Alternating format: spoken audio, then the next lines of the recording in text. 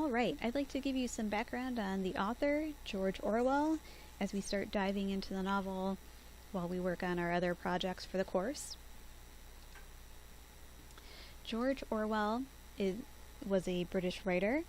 His actual name was Eric Arthur Blair. George Orwell is his pen name.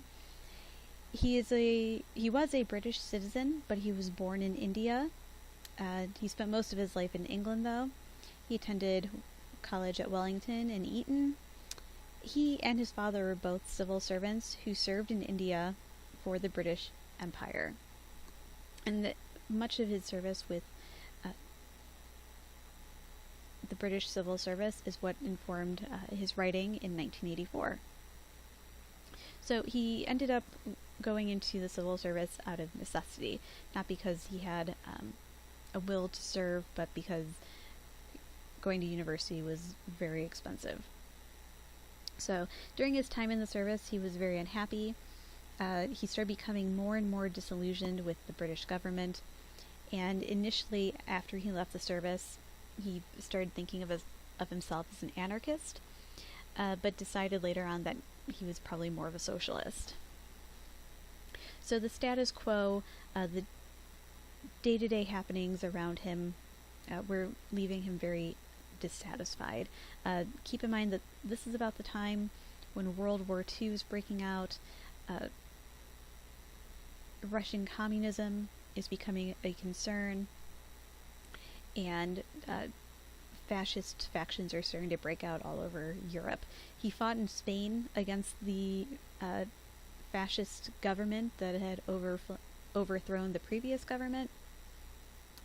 And because of all these things that he saw happening around him, he thought that the British Labour Party was on its way towards fascism. And he was looking at everything going on around him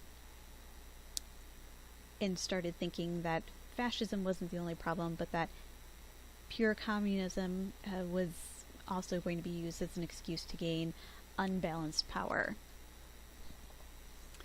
So Orwell wasn't the only one who felt this disillusionment.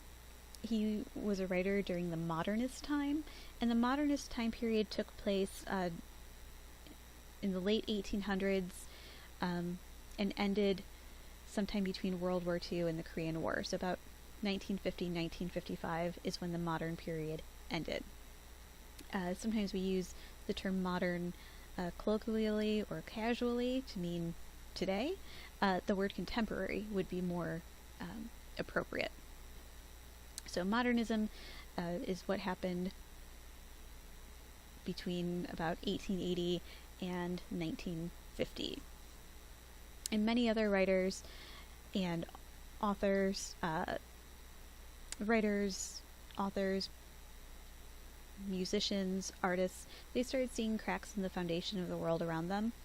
So one way to counter that was that they started breaking away from the accepted forms of art in literature and sought to redefine what it meant to be, redefine what art meant, what music was, and what literature was. This is where we start seeing things that we would be more familiar with. So modernism essentially means to make things new, which is why we call that the modern period. They were breaking away from Victorian and Georgian morals and ideals.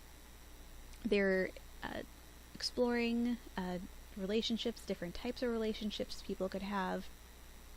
And they were really just trying to turn everything over because the status quo had led to problems like fascism and the concerns with communism. So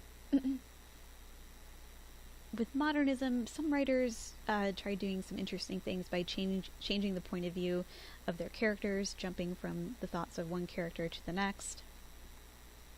Some did this by exploring things like sexuality, same-sex relationships, polygamous relationships, extramarital affairs.